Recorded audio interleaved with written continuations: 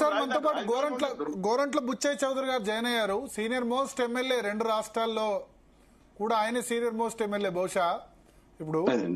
So Buchaiah Chowdary గారు ఇవాళ Sajjala Ramakrishna Reddy clarification ఇచ్చారు.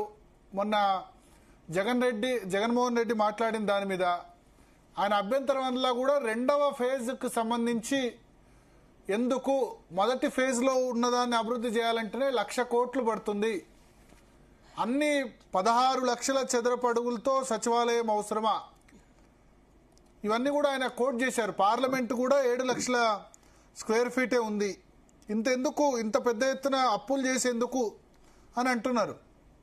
భరత్ గారు అప్పుడే ప్లేట్ మార్చేసినట్టున్నారు సజ్జల రామకృష్ణారెడ్డి గారు. రాజధాని అక్కర్లేదు, ముఖ్యమంత్రి గారు ఎక్కడ కూర్చుంటే ఋషికొండలో కూర్చుంటే అదే రాజధాని అన్నట్టుగా ప్రవర్తించిన విషయాన్ని మనం మర్చిపోవద్దు. రాజధాని అంటే కేవలం అసెంబ్లీ సెక్రటేరియట్ మాత్రమే కాదు, మొత్తం రాజధాని ప్రాంతం అభివృద్ధి. ఇవాళ హైదరాబాద్ సికింద్రాబాద్ నుంచి ఇవాళ హైటెక్ సిటీ దగ్గర నుంచి ఆర్ఆర్ దగ్గర నుంచి మరో ఆర్ఆర్ దాకా పెరిగే పరిస్థితి రావడానికి, అనేక పరిశ్రమలు పెట్టుబడులు రావడానికి ప్రధాన కారణమైంది. ఉపాధి లక్ష్యాలు నెరవేరుతా ఉన్నాయి. కానీ హైదరాబాద్ ఒక్క రోజులో కాలే కదా, 30 సంవత్సరాలు పట్టింది. అనేక లక్షల ఎకరాలు ఇన్వాల్వ్ అయినాయి, మర్చిపోకండి. అనేక లక్షల ఎకరాలు. వాళ్ళ అదృష్టం ఏంటంటే భూమి ఉంది, చాలా సర్ప్లస్ ల్యాండ్, కొండ ప్రాంతాలు భూమి ఉండటంలో అడ్వాంటేజ్ వచ్చింది. దానివల్ల పరిశ్రమలు వచ్చాయి, పెట్టుబడులు వస్తా ఉన్నాయి, ఉపాధి దొరుకుతుంది. ప్రత్యక్షంగా పరోక్షంగా లక్షల మందికి ఉపాధి దొరుకుతా ఉంది. ఇవాళ విజయవాడ, గుంటూరు, మన కోస్తా ఆంధ్రకు వచ్చేటప్పటికి పరిశ్రమలు అయ్యి, ఒక విశాఖపట్నంలో కొన్ని పరిశ్రమలు అయితే విజయవాడలో గానీ ఎక్కడ గానీ పరిశ్రమలు అయ్యి. చిన్న సబ్మిషన్ ఇస్తారు సార్ బుచ్చయ్య చౌదరి గారు. నేను మాట్లాడినాను సార్, నేను మాట్లాడి చెప్పండి మళ్ళీ మాట్లాడతాను. హలో, ఇవాళ ఒక రాజధాని కావాలంటే కొన్ని పట్టణాలు ఏకమవుతాయి, తప్పదు. ఇవాళ పట్టణీకరణ పెరుగుతా ఉంది, చుట్టుపక్కల గ్రామాలన్నిటి కూడా రావడం జరుగుతా ఉంది. ఒక్క నిమిషం,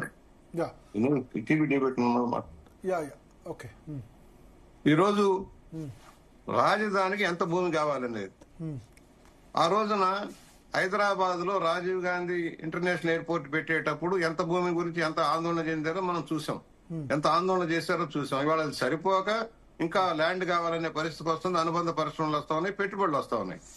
అలాగే జిన్నో వ్యాలీ వచ్చిన, పారిశ్రామిక కేంద్రాలు వచ్చిన, మెడిసిటీ వచ్చిన, ఇవాళ ఇతర దేశాలతో సమానంగా పెట్టుబడులు తెలంగాణలో రావడం, దాని ఆదాయాలు రాష్ట్రానికి పెరగడం కూడా మనం చూసాం. ఇవాళ ఆంధ్రప్రదేశ్ సంబంధించిన ఒక రాజధాని లేదు, పట్టణం, ఒక మంచి గట్టి పట్టణం కూడా లేదు. మనకున్న కోస్తా తీర ప్రాంత పట్టణాలన్నీ కూడా వాళ్ళ పోర్ట్ సిటీలుగా డెవలప్ కావాల్సిన అవసరం ఉంది. దాని తగిన విధంగా డెవలప్ కాలే. ఇప్పుడు కాకినాడ కావచ్చు, లేక నెల్లూరు దగ్గర కావచ్చు, కాకినాడ నుంచి విశాఖపట్నం కానీ, ఒక విశాఖపట్నంలో కొన్ని పరిశ్రమలు వచ్చాయి. ఇవాళ పట్టిసీమ పెట్టినప్పుడు ఏం మాట్లాడారో మనం చూసాం. మా శ్రీనివాస్ గారు ఉన్నారు, గఫూర్ గారు ఉన్నారు, రకరకాలుగా మాట్లాడిన పరిస్థితి చూసాం. అలాగే ఈ రోజు కూడా కొంతమంది అమరావతి కాదు భ్రమరావతి అని చెప్పే నాయకులు ఉన్నారు. ఇవాళ రాజధాని అంటే నేను ఇందాక చెప్పాను, కేవలం రాజధానికి ఒక అసెంబ్లీ, ఒక సెక్రటేరియటే కాదు, అనుబంధంగా వచ్చే పరిశ్రమలు. బ్యాంకింగ్ వ్యవస్థ వస్తుంది భారీ ఎత్తున, 3 సంస్థలు వస్తా ఉన్నాయి. 13 సంస్థలు కూడా కొన్ని వేల మందికి ఉపాధి కల్పించడానికి, ఆర్థిక కేంద్రం మారడానికి అవకాశం వస్తుంది. ఇప్పుడు విశాఖపట్నంలో ఒక డేటా సెంటర్ వల్ల ఉద్యోగాల కంటే డేటా సెంటర్ నుంచి వచ్చే అనుబంధ పరిశ్రమల వల్ల ఉపాధి దొరుకుతుందనే విషయాన్ని మనం మర్చిపోవద్దు. ప్రభుత్వం ఇచ్చే భూమి వల్ల ఇవాళ పెట్టుబడులు వస్తున్నాయి, మర్చిపోకండి. భూమి ఎందుకు ఇస్తున్నారు, మీరు ఎందుకు కేటాయింపు చేస్తున్నారంటే, హైదరాబాద్ లో భూములు ఇవ్వబట్టే ఇవాళ పరిశ్రమలు వచ్చాయి, పెట్టుబడులు వచ్చాయి, దాని ఆదాయం పెరిగింది. ఇవాళ ఎక్కడైనా అంతే, పోటాపోటీలుగా ఇతర రాష్ట్రాలు, గుజరాత్ లో కావచ్చు, మహారాష్ట్ర కావచ్చు, పోటీలు పడి రాయితీలు ఇస్తే గానీ పరిశ్రమలు రావటంలా. ఇవాళ మనం ఎక్కడ వేసిన కొంగలు అక్కడే ఉందామంటే అలాగే ఉంటాం. అమరావతి ఎందుకు, మాకు సెక్రటరేట్ అక్కర్లేదు, మేము ఎక్కడ కూర్చుంటే అక్కడే, తాడేపల్లి ప్యాలెస్ లో కూర్చుంటే కూడా సరిపోద్దనే భావన మంచిది కాదు. ఇప్పుడు మీరు జగన్మోహన్ రెడ్డి మరి అమరావతికి అనుకూలంగా స్టాండ్ తీసుకోవడానికి మీరు స్వాగతిస్తున్నారా, వ్యతిరేకిస్తున్నారా? స్టాండ్ ఎక్కడ తీసుకున్నారు సార్? నిన్న 3 రాజధానులు లేదు, 3 రాజధానులు అన్నది భారత్ గారు నిన్న కూడా ఏం మాట్లాడారు, ముంపు ప్రాంతం అంటాడు. తరతరాలుగా ఉంది. ఎందుకంటే నేను ఇప్పటికి చెబుతున్నా, మా శ్రీనివాస్ గారు మొదటి నుంచి అమరావతి సెంట్రల్లీ లొకేటెడ్ ప్రాంతం ఇది, నీటి వనరులు అత్యధికంగా దొరికే ప్రాంతం ఇది. పైన శ్రీశైలం, నాగార్జున సాగర్, అలాగే పులిచింతల దగ్గర నుంచి వైకుంఠపురం బ్యారేజ్ అన్ని వచ్చేటప్పటికి నీటి వనరు ఇబ్బంది లేని ప్రాంతం అది. భూములు దొరికితే రైతులు ఇస్తారని చెప్పి మొదట్లో సైజ్ చేసిన వాళ్ళు నేను ఒకడిని. ముంపు అలా ప్రాంతం centrally కాదా? located. ముంపు ప్రాంతం కాదంటారా? ముంపు ప్రాంతం కాదు. గోదావరి రాజమండ్రి ఉంది. ఎక్కడ ఉంది? గోదావరి కంటే డౌన్ లో ఉంది, మర్చిపోకండి. రాజమండ్రి గోదావరి కంటే డౌన్ లో ఆ విషయంలో మీరు మాట్లాడారు మనందరం. ఒక్క నిమిషం. రాజమండ్రి గోదావరి కంటే డౌన్ లో ఉంటుంది. వరద వచ్చినప్పుడు నగరం డౌన్ లో ఉంటుంది, గోదావరి పైన వెళ్తుంటది. 10-12 అడుగులు పైన వెళ్తుంటది.